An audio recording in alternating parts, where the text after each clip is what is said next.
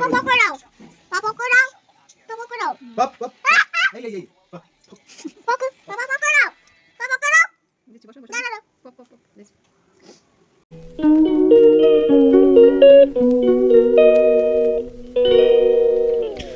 Hello everyone, good morning, welcome back to my channel. কেমন আছো তোমরা? আশা করছি ভালো আছো, সুস্থ আছো।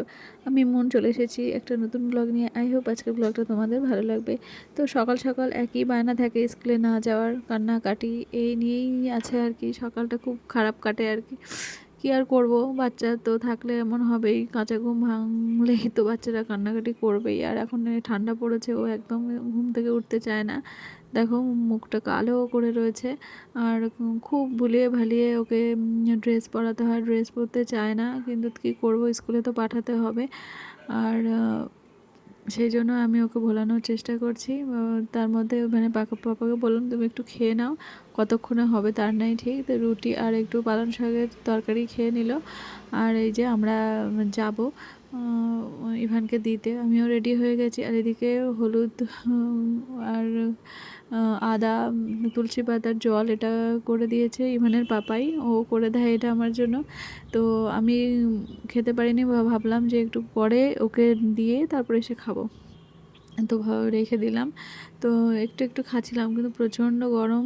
আর এদিকে টাইম চলে যাচ্ছে, ওকে দিয়ে আসলেই তারপরে নিরিবিলি সব কাজ করব আর কি। যাই হোক, তো চলো আমরা বেরোই। ইভানের বাবা গাড়ি বের করছে, আমরা যাব ওকে দিয়ে আসতে। আর এখন খুব বায়না করেছে বাবার সঙ্গে একা একা যাবে না, ওর আমাকেও লাগবে সঙ্গে। তো যাই হোক, ওকে তো স্কুল যাওয়াটা ইম্পর্টেন্ট।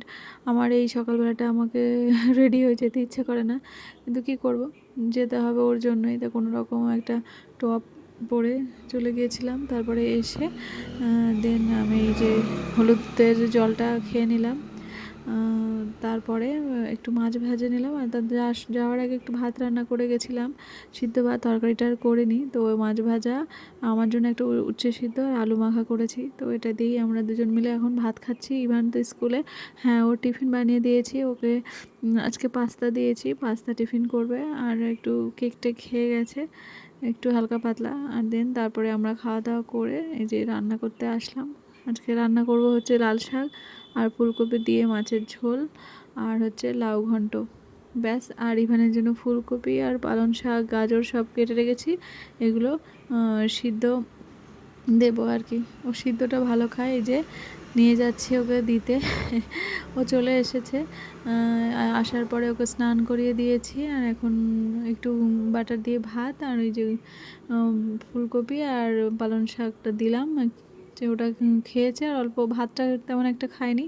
আর এই যে আমরা খেতে বসেছি আর কি।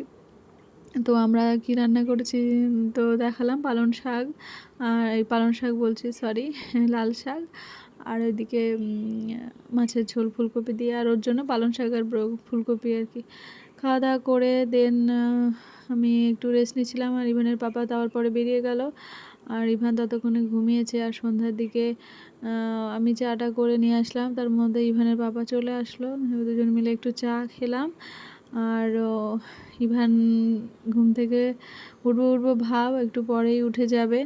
তো ভাবলাম তাড়াতাড়ি চাটা খেয়ে নিই, তারপরে ওকে তুলি। তো শেষমেশ ওকে তুললাম। তোলার পরে খুব কান্নাকাটি করছিল। তারপরে ফ্রিজে একটা আইসক্রিম ছিল, সেটা দিয়ে আর সঙ্গে সঙ্গে ঠান্ডা হয়ে গেল। তো এখন বসে বসে খাচ্ছে। তো যাই হোক, সারাদিনটা আমার এরকমভাবেই কাটে। তারপরে ইভানের পাপা আসলে তারপরে একটু নিশ্চিন্ত হওয়া যায়। এর মধ্যেই তোমাদের তো বললাম যে ইভানের পাপা মিষ্টি নিয়ে এসছে, দেখো। এটা ওর আর কি খেতে দিয়েছিল টিফিন, তো ও না খেয়ে আর ছেলের জন্য নিয়ে এসছে। তো এখনই মনে হয় যে সত্যি মা বাবা হওয়াটা অতটা সহজ নয় আর কি, নিজের স্বার্থ কিছু ত্যাগ করতে হয়। তো চলো আজকে ব্লগটা এখানে এন্ড করছি, টাটা।